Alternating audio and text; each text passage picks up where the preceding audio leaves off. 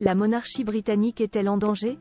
Fragilisée par le cancer de Charles III, annoncé en février dernier, la couronne ne peut pas non plus compter sur son héritier, lui-même plongé dans une situation délicate, le prince William VI mis en retrait, et a refusé catégoriquement un déplacement pour remplacer son père.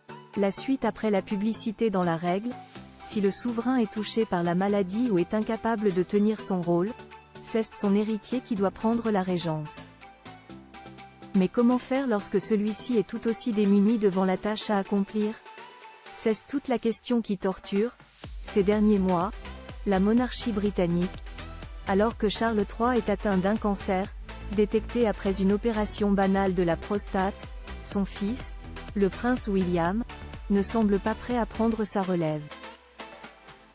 Et pour une raison bien simple, le cancer de sa femme, Kate Middleton, tombé au même moment, et qui l'oblige à se concentrer sur sa famille plus que sur les affaires d'État.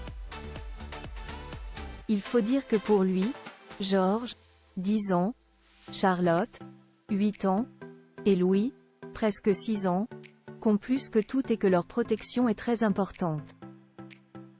Mais cela n'arrange pas les affaires du royaume. Selon un expert, le fait que le prince de Galles soit également plus ou moins exclu de l'équation pour le moment révèle très clairement la fragilité de la monarchie, révèle en effet Joe Little du magazine Majesty. Surtout que les règles sont très claires, le régent doit forcément être le quadragénaire.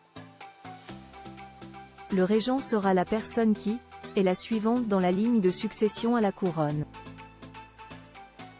Il ou elle doit être britannique, majeur, domicilié au Royaume-Uni et capable d'hériter, de posséder et de jouir de la couronne, donc aujourd'hui le prince William, selon nos confrères de point de vue.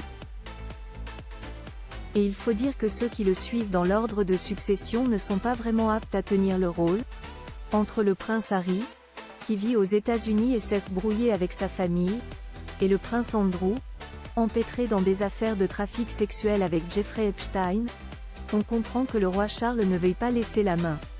Une visite importante à tel point qu'il va être obligé de faire un déplacement contre l'avis de ses médecins, attendu du 21 au 25 octobre prochain dans les îles Samoa, près de l'Australie, pour la traditionnelle réunion des chefs de gouvernement du Commonwealth, CHOGM.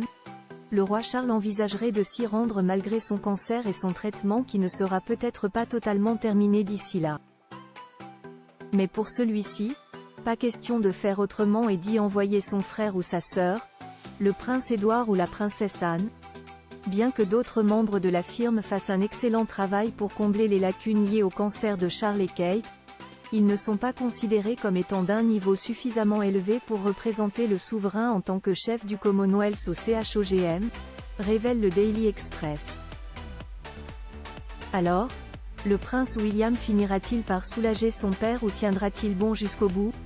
Réponse en octobre. Et on espère que d'ici là, les bonnes nouvelles seront arrivées.